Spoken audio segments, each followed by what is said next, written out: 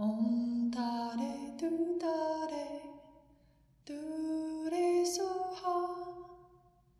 Om Tare Tu Tare Tu Re Soha. Om Tare Tu Tare Tu Re Soha.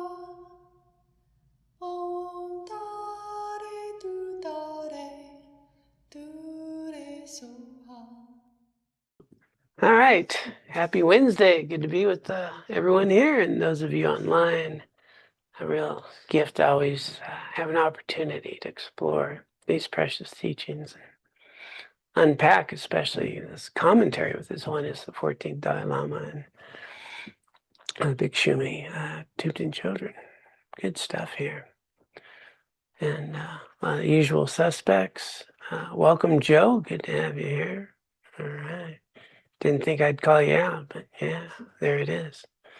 Yeah, good to see everyone. Yeah, to Joe C and Joe G. All right. So we are in this text following in the Buddha's footsteps, and we explored mind, the potential of the mind, which for me I think is if we can get a taste of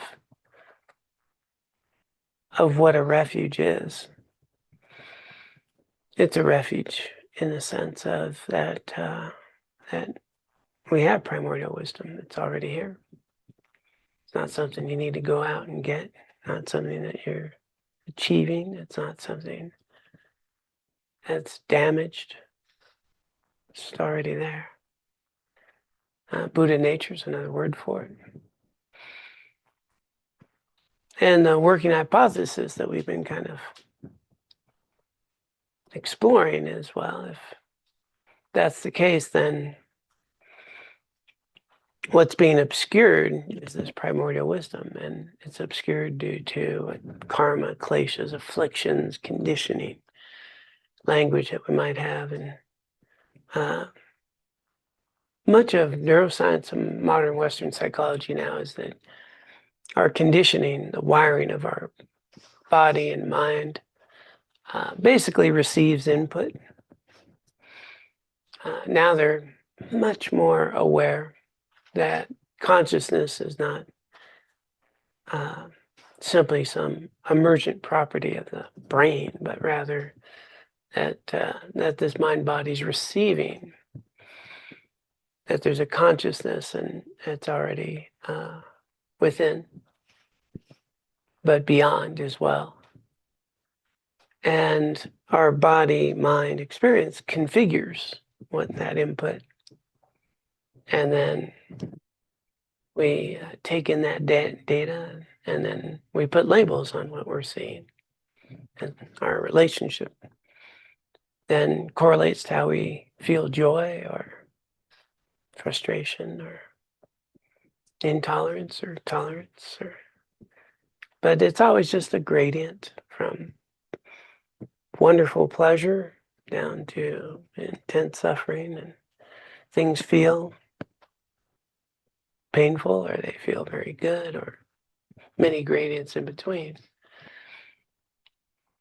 And then the events that correlate with those experiences, joy or curiosity or surprise, whatever, emotions that arise, we correlate that thing with this feeling, and then that thing causes this feeling. And we think that's how the world is. Seems to make sense, though. Until we explore and we start to realize that you can have the same object and have a different sensation. See the same person, have a totally different feeling. Walk in the same room, have a very different experience. And you explore more deeply, we start to recognize it's always a subjective experience, conditioned experience. It has a lot to do with whether I'm tired or not tired, whether I just had a piece of cherry pie or not. You know, very important to have these conditions available. And then we start to go, oh, well, that thing's not the cause. You know, that is something I'm interacting with. And then we explore that causes, that triggers are within the experience. Triggers, data is received, experience happens. And so then seeing this as an experience that's configuring, processing what's being put in. And then what we experience of the world, we think that's the world out there and how it exists.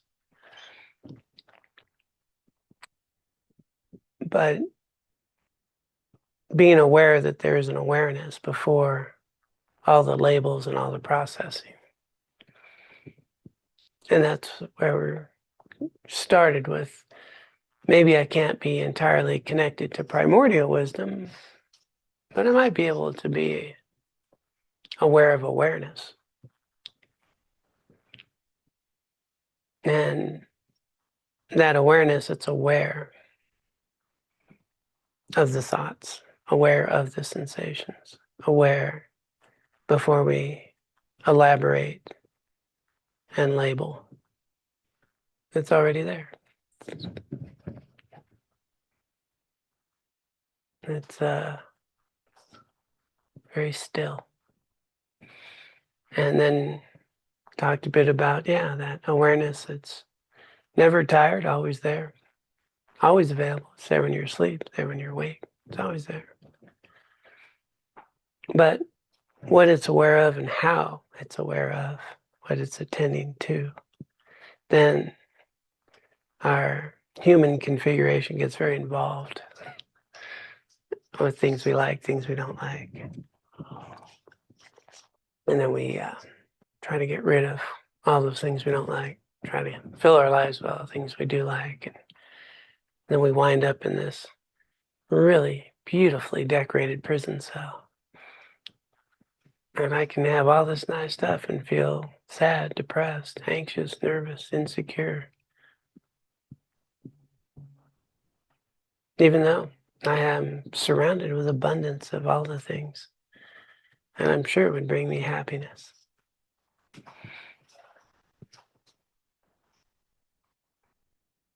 That didn't sound like a pep talk, did it?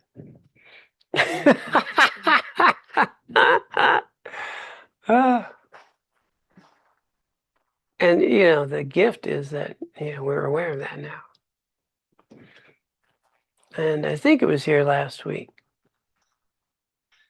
where, we just clearly saw how incorrect all that is. And the more that, I think I used the annoying person thing last week. Yeah.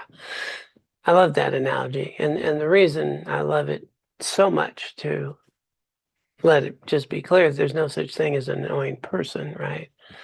We did that whole thing. If you weren't here last week, it's very simply put, the person I find annoying, somebody likes. So the annoying's not in them, the annoying's in me, thinking that person should be different than they are, which kind of insane, isn't it? But, we don't double check that part. And, but the annoyance is, my interaction and my judgments, my labels, but it's not the person, right? So the more you try to avoid annoying people that you label, the more annoying people you have in your life, because anyone who's like that's clearly annoying. And but if I recognize annoyance within, and I change and see this person differently and recognize there's times in their life I wouldn't even find them annoying. I can't even see that when I find them annoying. But if I don't have the label, I could look and go, oh, wow, they're not. It's me judging them. Then I can work on me. And then guess what? You don't have any annoying people in your life. You just have moments of annoyance that arise sometimes around some people sometimes. Wow, what a freedom, just working with reality a little bit. So the reason I like emphasizing the annoying people thing is that when someone calls me annoying, I say that's impossible. Okay. Laura hates it when I do that. Uh, so, but I think it's just I like it really on the serious side because it's clear, like we get it. You know what I mean? That's something we can get. Um, and yet everything's like that. Everything's like that. Everything I'm experiencing is subjective. Everything I'm experiencing has a lot to do with me. And so the refuge that we're talking about as we were getting into this was a refuge in reality, just starting with a baseline of exploring and recognizing refuge is a process, not an event. We establish something that's reliable. We test, we check it out. Are there annoying people in the world or not? And you check it out, true or not. Is this work this way? Is there intrinsic qualities in the people, places, phenomena that I come in contact with? Is that really in them, or am I filling that in? And the working hypothesis then is that these phenomena is empty of these qualities, that it's an interaction that takes place that arises dependently. And what if we were to just, on a working hypothesis, explore that I have awareness and a mind body that configures things. And if I can identify a little bit more with the awareness than the resultant experience, sensations, feelings, and labels,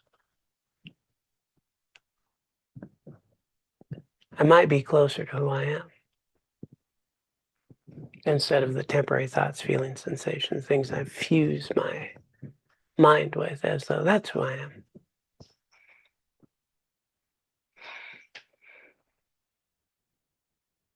And so the invitation was to observe thoughts, feelings, sensations, and allow them to come and go. And then, the question is, who's observing? Because the awareness will still be there long after the thoughts, feelings, emotions, sensations, labels, and annoying people.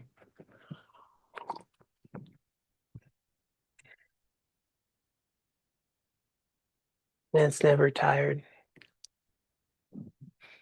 It's always there.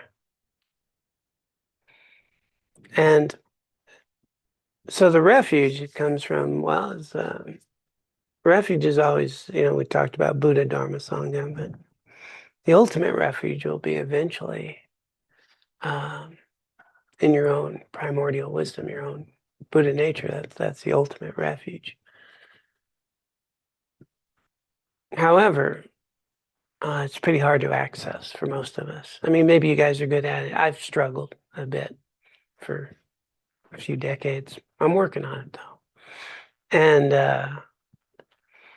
And so in order to have access to not have all that obscuration in the way, all the conditioning, well, it's nice to have refuge in some teachings and a pathway and, the teachers that have traveled the path, given the direction, explain things. And the methods, right? The methods, how to tame the mind so that we can actually explore this experience, how to be attentive, mindful. And then the wisdom teachings that start to unpack these, truths of reality. And so the refuge initially becomes in the teaching, not the teacher, the teaching. Does this make sense? Does this hold up? Does it, seem helpful? And in order to have any refuge or any dependability or any stability requires examination, testing, put to the test. One of the famous stories of the Buddha was traveling, as he's going town to town, and he was coming to this one town, I forget the name, but, the townspeople came out, before he came to teach, and they're like, hey, a lot of teachers come here and they say this is the way, like this is the truth, and their teachings are the truth. And How do we know that yours are? You know, he says you don't. You have to test them. You decide if they're true.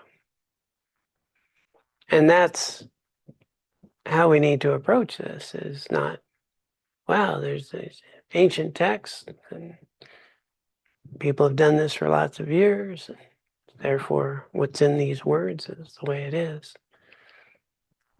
Not very helpful. I mean, it could get you interested and curious for a little bit. But it's really what we do with the words and what we practice, how we apply, and do they help us understand ourselves and our experience better? Do they improve our capacity, our agency to engage in our lives in ways that are helpful and meaningful initially, less suffering and more well-being? And we test that out a little bit, and they hold up. Sometimes there's a decent teacher, sometimes not good. Sometimes a lousy teacher is giving you the best teaching because it's the teaching, not the delivery. And so we explore, we test, and then over time, it may be that, wow, this is working for me pretty good. And then we start to have something dependable, a refuge, a safe place. Stability and instability, a safe place, something dependable, something I can rely on, safe. And then over time, we gain more confidence. Certain teachers are better for us than others. Certain lineages or types of teachers are better for us. Lots of minds in this world, lots of good dharma and different even spiritual traditions. Good dharma. So we find one that's suitable for our mind. And then we put it into practice, we test. And over time, we may eventually find that the Buddha, the Dharma, the Sangha, is really available for us as a pathway to eliminate all suffering and access complete liberation. And that's a process that might happen. But to leap over all the investigation and take refuge it doesn't really work that way. I mean, we just did a refuge prayer, and that doesn't give you refuge.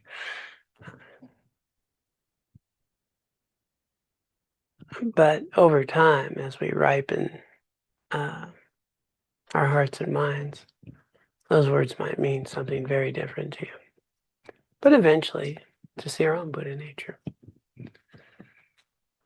And so,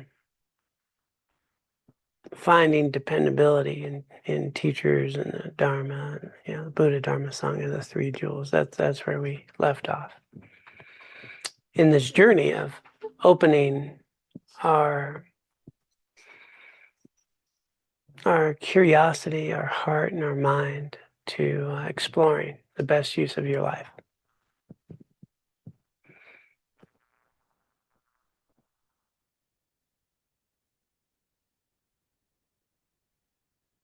And then if you're open to it, then there's some directions to follow through. Even if we don't have a big refuge, we have a curiosity. And often what I've noticed is that as people engage with the Dharma, later everything else falls into place to a refuge.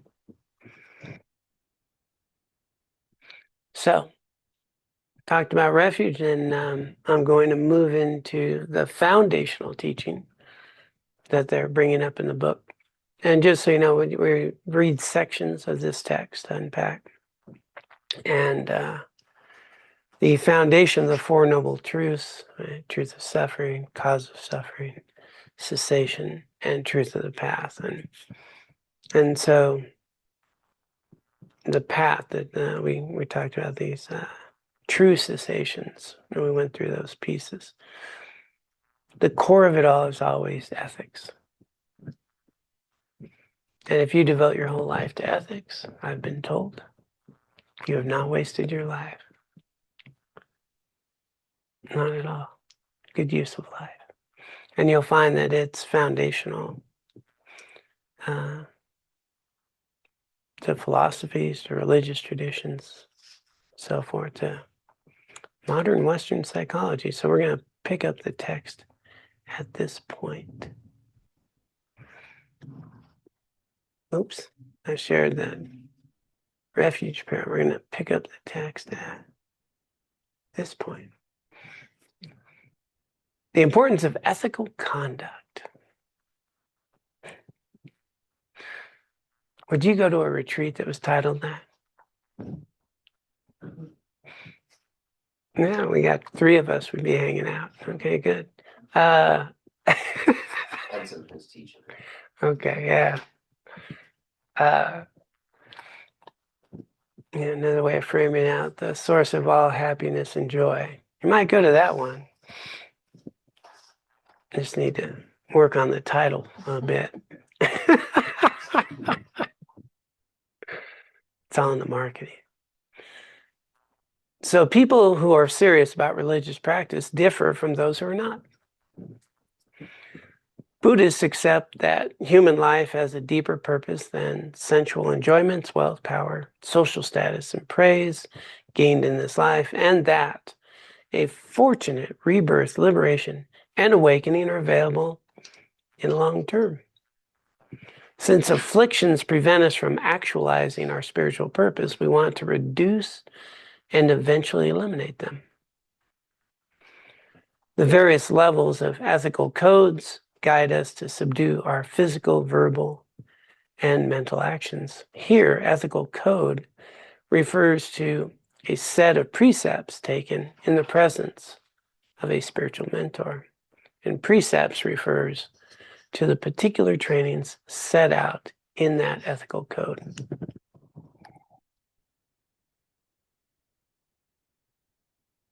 As soon as we say something like ethical code, I think it's important to invite people to do something that's very hard to do. Is to put away our Judeo-Christian right, wrong, sin, all that. And it doesn't apply here. There's nobody up there judging you saying, "Oh, he took your precepts and you didn't do that," except us. And so understanding that when we're talking about words like ethical code, what they're really talking about is just the nature of how things work. That's all. Hit your finger with a sledgehammer, it'll hurt. I did that a couple of days ago. Didn't hurt as much as I thought it would. You should focus on what you're aiming at. It would be helpful. Learn that lesson. So it's just the nature of things. You hit your finger with the hammer, it's going to hurt. Engage in certain activities of body, speech, and mind. There's going to be a result, and some will be pleasant, some won't be so pleasant. So it's not like there's no judgment here. There's just kind of the nature of things. So karmically, it's sort of this fabric of karma imbued with these qualities of morality. And so when we do break a precept or do engage in harmful behavior, you're not a bad person. It's not that. It's, well, you're just not doing the healthiest thing for you in your life. That's all. And if you'd like to be a little happier, maybe start doing something different. It's not a shame, not a, So it's really hard to get in that mind frame, being raised in Judeo-Christian culture, And, but the invitation is to just recognize that there are certain things I can do in my life that will really benefit the quality of my life, and there's certain things I do in my life that don't. And the wiring that goes on in the body and the neural pathways and the reward systems, they all get very conditioned. And if I condition them a certain way, I'm going to have a lot more freedom. Condition them another way, I'm going to be imprisoned a lot. by habits and conditions and certain impulses of dopamine that take over my life and give me no actual choice in doing something because my mind body is just entrenched in views and perceptions and habits, more and more removed from reality. And that's the basic premise, and that's the thing to remember in Buddhism, is the more we live in reality, the less suffering you'll have. That all this extreme mental, emotional experience of suffering is because we're discordant with reality. The more you live in reality, you're not going to suffer as much. You're going to know there wouldn't be a cause for that. But in order to get there, we need to create the fertile ground for understanding and nurturing our hearts and minds. And that's where ethical conduct, compassion, loving kindness come in.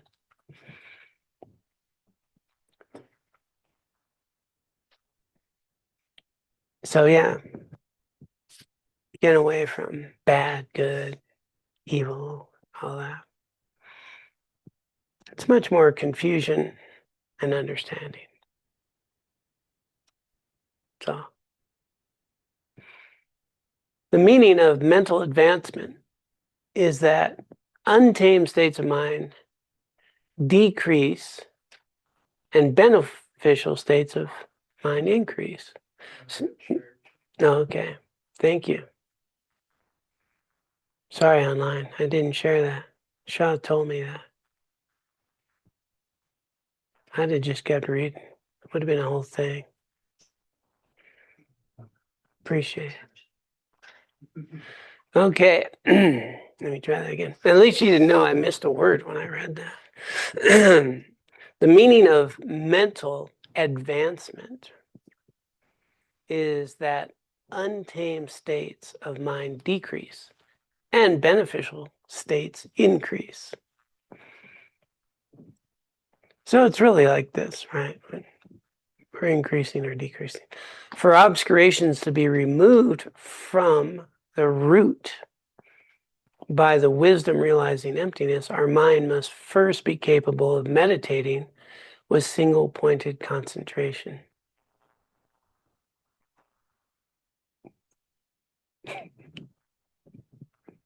Okay, I'm going to resist. To subdue the subtle internal distractions that interfere with concentration, firm mindfulness and introspective awareness are necessary. To strengthen our mindfulness and introspective awareness and to gain concentration, we must first overcome the grosser external distractions by developing mindfulness and introspective awareness of our physical and verbal actions. This is done through the practice of ethical conduct. So, big points here. And one of them I'm going to highlight.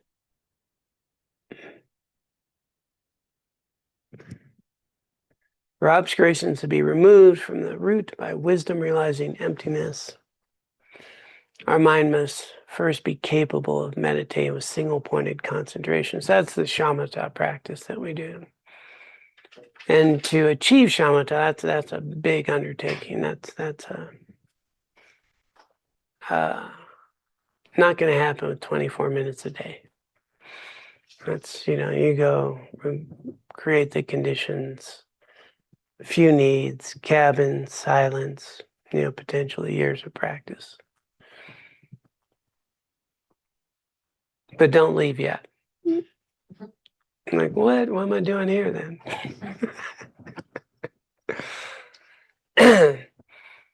That's these final states of what can be achieved to achieve shamatha and use that capacity to then do insight practice of vipassana, the fusion, the union of those two, and then freedom. But then it goes on to say that in order to even begin that process, and that's the point we're making here, which is probably where many of us are at. I gotta wait for all the pop-ups to go out of here. It's this last sentence. It starts on the last page. That's a long sentence. To strengthen our mindfulness, and we can be mindful without achieving shamatha, right? We can be more mindful, more present. So we're taming our mind. That's where short meditations, mindfulness practice can help us with that. To strengthen our mindfulness and introspective awareness, right? To know what we're doing and why we're doing it. We can do that. To really strengthen it and to gain concentration, to even begin that real process of stilling the mind in that way. We must first overcome the grosser external distractions by developing mindfulness and introspective awareness and preset and awareness of our physical and verbal actions. This is done through the practice of ethical conduct, meaning that if we have any hope of developing the capacity to have agency in your own life, complete presence, choice, awareness of your motivations, well, ethics are going to make that happen. Morality. That is the fertilizer. And a way of grasping this is if one was to, have a good, strong meditation practice. And, could be a good practice, could be a couple hours a day in the morning, really solid, peaceful, serene. But when you're not on the cushion, your mind is unethical, is caught up in what I need, what I get. As a matter of fact, you better not interrupt my meditation time. It's my time. Noises outside, yell at the neighbors, whatever. I'm trying to meditate, achieve enlightenment for the benefit of all beings. You idiot. What are you doing? Irritating me. Working on your behalf. The meditation is not going to work very well. The mind's agitated. What we do off the cushion has a huge impact on what we do on a cushion. And the more open-hearted, ethical, and you're going to find that you're going to be much more peaceful, much more capable of bringing that heart and mind to a concentrated state. And so I think we can all take a moment and recognize that you feel much better when you act in ways that you feel good about. And I don't feel so good when I do something I don't feel good about, right? Agitation.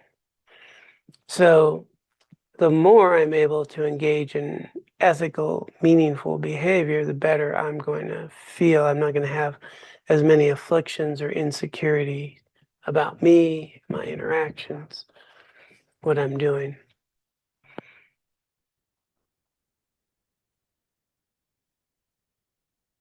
Yeah. There's going to be that little thing. Well, I didn't do that thing, or I didn't follow up on this thing, or I hurt somebody's feelings, or I did this, Little things can nip at you. I had a big moral dilemma the other day. Yeah. I had some friends from out of town stay with us. And they're from Ohio. Anyway, long story short, or short story long, we'll see which way it happens. I realize that when somebody says long story short, and then, yeah, I wonder what long would have been. But they noted that their car, their brakes were having an issue. And, the steering wheel shimmies, when you hit the brakes. And, so I used to be a mechanic. So I have tools, air compressor, all that. Bring your cars by. So, No take backs. and anyway, I'd say, look, your front rotors, that's a problem. I can fix that for you, no problem. Then, shop around, find some, brakes, front rotors, and all that. And then I go to look at the rears, and the rears don't even work. Like the rears are like the calipers are frozen. Like there's rust on the rotors. Like the pads haven't even been going. And it's like, whoa, this is bad. And which is probably why the front ones got so hot, which heated up the rotor, which wasn't even anyway. Anybody want an automotive technology break lesson? Okay, we probably don't need to get in that minutia. Long story longer. Anyway, so yeah, I wound up getting all that, fixed the rear brakes, but I started with the front. And then by the time I got to the rear, I was like, wow, this is a big thing. Anyway, fix that. And then I'm almost done. And I got things, and I realized I did not grease that lower guide pins on the right side and the front. Now, you can typically, like a lot of times, people do not grease the little guide pins. You can get by with it for a lot of brake changes. But, with all this, like I could be done almost, and I thought, no, I should do it. I should take that apart. And, because like I would have felt like, why would you accept this one thing and a lower guide pin? You just pull them out, once you do it and grease it and put it, clean them. And guess what? That lower guide pin was seized in that caliper in the front. Like, had I not checked, yeah, I mean, they'd survive probably. It's just Independence Pass, can't be that big a deal. No, they would have survived. It wouldn't be that big a deal. But it's not the best job, that's all. And so, but it's that kind of thing where in your mind, like you could have done something, but you didn't. And you kind of always wonder, right? That's the kind of thing that on subtle levels, I don't feel good about, right? So anyway, I did do it and we got another mounting bracket. We'll do a brake lesson in our next month-long retreat. Anyway, put it all together. And I feel much better, so I sent them off today over Independence Pass. Felt like I did the right thing. So how many times do we take a shortcut that we, maybe don't feel good about? So ethics is not always, I didn't kill anybody or I didn't steal or I didn't, it's fundamentally, really working with yourself with, are you, showing up in a way you're going to feel good about? And guess what? The more you show up in a way you feel good about, the better you feel about who you are. And then your meditation gets better, right? And so it's not that, get angry. Getting angry is not a problem. What do I do with my anger? Did I act out on it or did I not? If I did act out, did I apologize, right? So these afflictions are always giving us opportunity to improve, even when we screw up really bad, which gives us the opportunity to learn how to improve. That's how we see our minds. And a lot of times we don't want to look at the difficult, afflictive actions that we've engaged in. That's a really polite way of saying screwed up really bad, right? I should rephrase that. That's nice. I don't think I can remember, but it came out really good. Difficult afflictive actions, yeah, that were unhelpful. Yeah. And is never to be, to beat ourselves up over that. Like that's the worst possible thing we can do. That's the second arrow. First arrow is the initial harm. The second arrow is all the harm I do to myself, trying to avoid it, trying to beat myself up about it, all this additional suffering. The second arrow is, even if you hurt me, do something, but it's my resentment, my anger and everything about that, I'm going to inflict a second arrow. So beating myself up is the most self-centered thing I can do. And it's only going to perpetuate more afflictive mental states. But recognizing that I engaged in a difficult, afflictive activity in an unhealthy way, wow, I just get a chance to learn. That's why it's so important to get out of the good, bad stuff because we're missing the whole lesson. The lesson is, like all other humans, I have a lot of afflictive states and confusion, and now I get to learn about them. That's awesome. Before I just thought you were an idiot. Now I know I'm filling in the idiot part. And why would I do that? It's like, oh, right, I get to learn from this, right?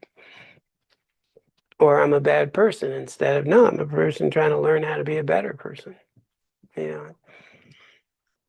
And so the foundation really is so far removed. And if we recognize that we are this awareness that is working with this human processing center, we can see where it's miswired.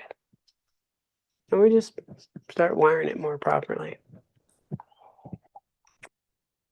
But in order to do any of that, it really needs to be this dedication to ethical conduct, your ethics, your values. Now, there's the top 10 lists that create, the huge problems. But fundamentally, what's our guidepost in here? And are we, feeling good? I mean, am I treating myself the way I would treat my friend? Or am I, brutal to myself, nicer to my friend? There's judgmentalness there. And so this real refuge can be this refuge in an opportunity to make the best use of your life, to understand yourself, to learn and to grow, to open our hearts up to ourselves and others, and to be dedicated to learning and engaging in activities that are helpful for oneself and others. And there you have a whole Dharma path right there, just in that sentence.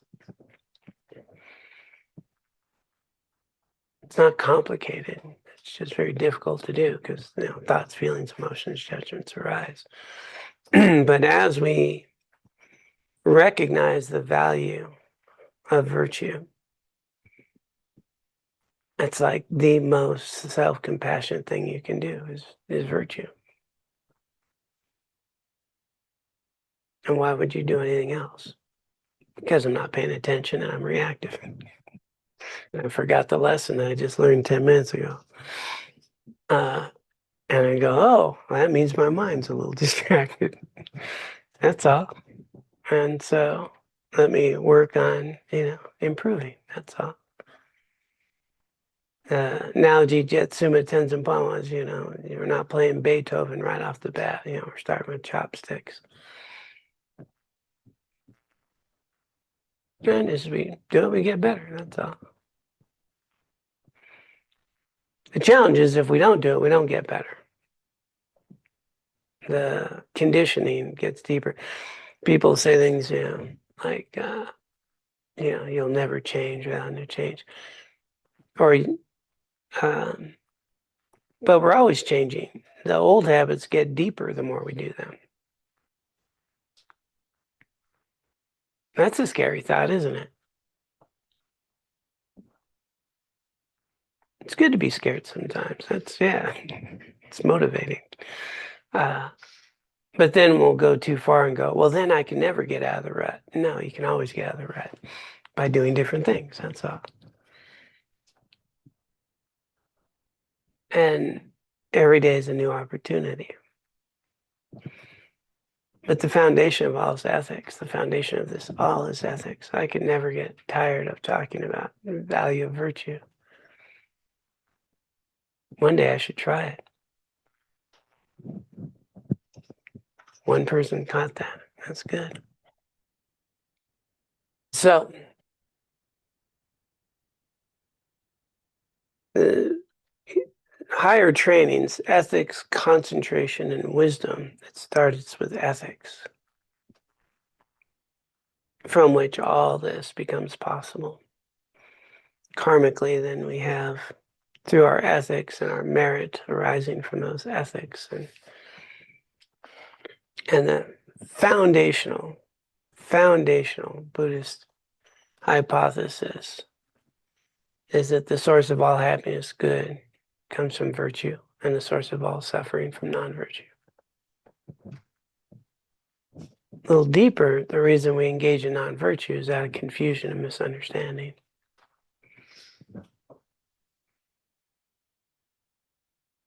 So while we may not have that complete understanding, we can engage in the virtue that gives rise to the opportunity to cultivate that wisdom. So if we just keep that as a baseline, and then, you hear it in other traditions, right? You reap what you sow, treat others the way you like to be treated, golden rule. You're going to go Aristotle, Plato, all virtue, all this stuff. It's just everywhere. It's always been there. This is not a new teaching, right? Nobody does it, but it's not a new teaching, right? What were you saying, Kevin? Yeah, it's not whether you win or lose, it's how you play the game. Winning sure seems fun. It does seem fun. Winning does seem funner. But not if you cheat. That's the difference. Not if you pin your happiness to it. Yeah. Yeah. Yeah, accomplishment doesn't work so much if we didn't earn it. But if you earn something, even if it's not that big a deal, you feel better about it, right? So those are the distractions, the sneakiness that we confuse pleasure with happiness. Something that feels good temporarily versus something that's sustainably a sense of well-being. And so the quotes they always say, we all want happiness and we all run towards the source of our suffering because we're chasing the pleasure, the temporary instead of the delayed gratification.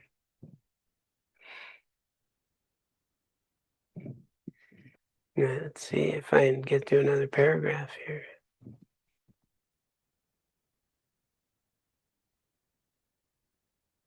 Hopefully it'll validate what I've been saying. That'd be awkward if it went just the opposite direction. I should read this before I start talking. So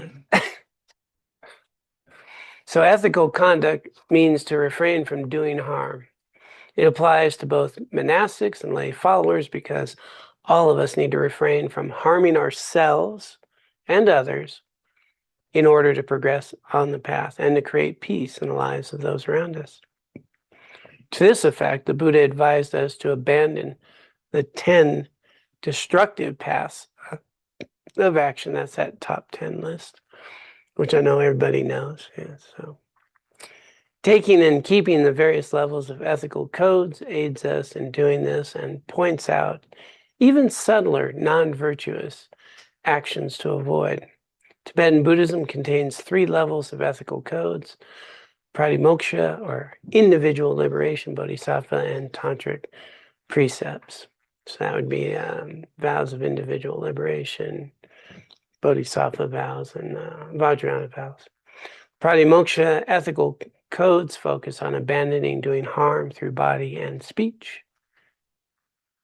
The Bodhisattva ethical code emphasizes abandoning self-centeredness and regulates our mental activities as well as physical and verbal activities.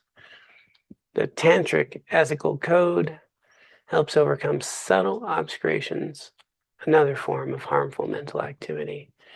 Because their focus is more and more subtle, the 3 sets of ethical precepts are taken in that order.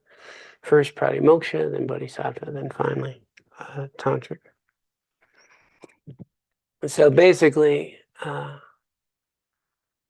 want to get this. Whether we principally practice the fundamental vehicle, Theravada, Buddhist path, the paramita yana, that would be the bodhisattva path, or the vajrayana, the tantric vajrayana path. Ethical conduct is the foundation of the practice. Precepts give form and focus to ethical conduct. Although all Buddhists try to live ethically and abandon the 10 non-virtues, that taking the precepts involves special commitment and thus brings special benefit.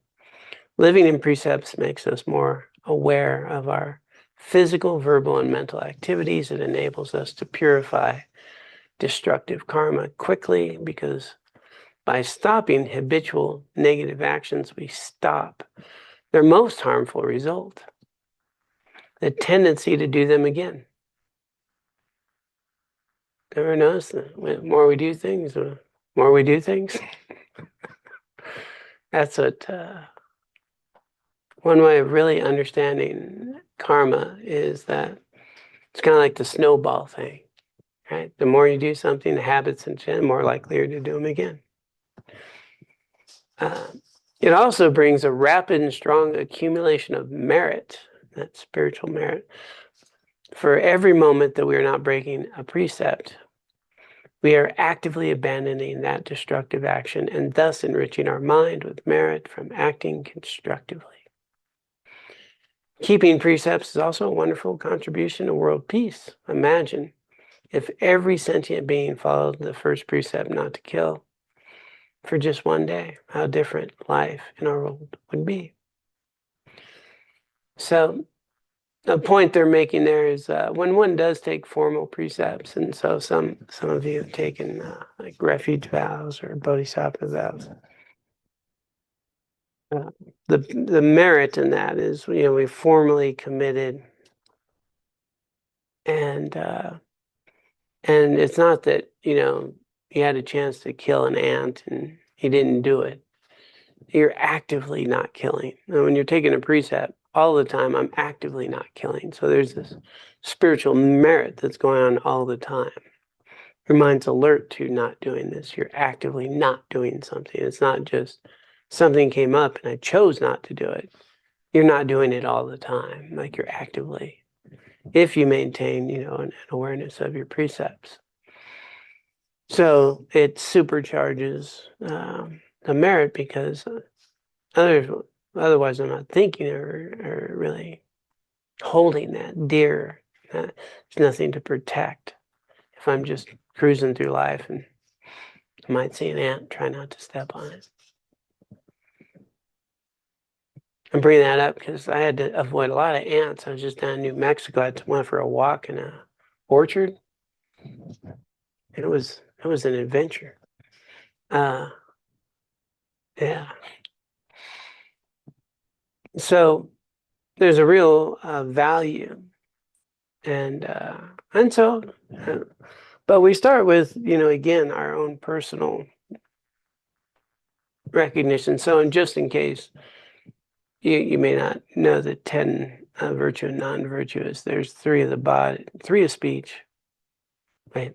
3 of the body, 3 of speech, 4 of the mind, and pretty straightforward. And I once, when I taught high school, as a history teacher, is I would take all these little slips of paper with the different sort of like the 10 commandments and the 10 non-virtues, and the Islamic, they have their pillars, and just cut them out, what they are, and I wouldn't tell them what they were at all. I would just mix them all up, put them in a group. Hey, categorize these, organize these, and it was challenging because they're all very much the same. And wow, if you're Muslim, if you're Christian, there's these things that are guides of what harms you and others. And so, for example, in Buddhism, not to kill, not to have sexual misconduct, not to steal. Sound familiar? 10 Commandments, sort of. Not to lie, speech. So not to lie, not to have harsh speech where you're harming someone, not to have divisive speech where you're separating people, talking bad about someone so someone else won't like them, dividing people, and idle banter or gossip. It's often done, but it's really mindless speech. It's not helpful. And then the mind, it's not to have ill will, really wanting someone to suffer, wanting harm for them. Covetousness, jealousy, that kind of thing. It's really harmful to oneself and others. And then wrong view, and wrong view is the big one. Wrong view is the sense that your actions don't really affect others, that there is no cause and result sort of karma in the world in a sense. And people will say that. It's my life. I do it. Well, I'm not hurting anybody. Except you're hurting everybody, you know. If you're drinking or using drugs and not hurting anybody, get in a car. Yeah, no, we're hurting a lot of people. World peace is helpful if I'm bringing my heart into kindness to others. I mean, our actions have so many impacts. And so I have that wrong view that I'm independent, I'm separate from, I'm not interdependent, and that my actions don't matter. So that would be a wrong view on the base level. So don't do those things, all right? You'll be better off. And then the virtuous are the opposites, you know, instead of divisive speech, you know, harmonizing speech that helps bring people together. Instead of lying, you know, be honest and authentic. Instead of killing, just being, how can we protect life, you know, drive carefully, you know, stay, you know, just really recognize we affect other people. We can be protected. Don't step on ants. Yeah, I had a friend, he's like, you know, this whole not killing thing, I'm pretty good at, but man, spiders. Spiders. That's that, you know. Ah. So without saying anything, I just sent him one of the humane kind of insect bug things. It's a tube. It's like a little vacuum. You just put it on, it sucks the thing out, and you go release. I didn't say anything. It just showed up at his door. Just showed up at his door. And yeah, like a month or two later, he's out. Yeah, I'm not killing spiders anymore. You know, putting them out in the garden. You know, and yeah, but I didn't know you could do something like that. So, you know, just like that, yeah, so that would be help, you know, ways we could protect life in different ways, you know, different things that we do. And what we find is that we just start feeling so much better about who we are, recognizing how we're contributing to the world that we're living in.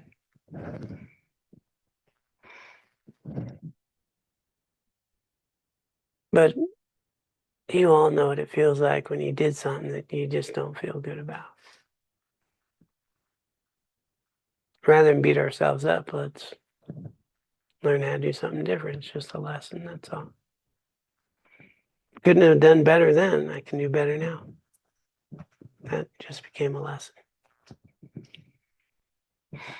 And then those of you that did the Vajrasattva purification practice, yeah, that purify your karma every day. If you didn't take the Vajrasattva practice, I think we have that whole thing set up in a community if you want to go through that practice. So it's good, purify body, speech. And it's funny, I was listening to my teacher, Geshe Gelsen up here when I was much younger, and he's alive. And it was like, okay, so now you have this teaching. Don't do any non-virtuous things anymore. Okay, just don't do that. And then purify the ones that you've done. And then be virtuous from now on. Okay, that's it. It's really that simple. It's just really hard, but it's just that simple. Okay, now you know what not to do, and you know what to do, what to abandon, and what to do, and then just purify all that you've ever done. You'll be cleaning this thing up in no time.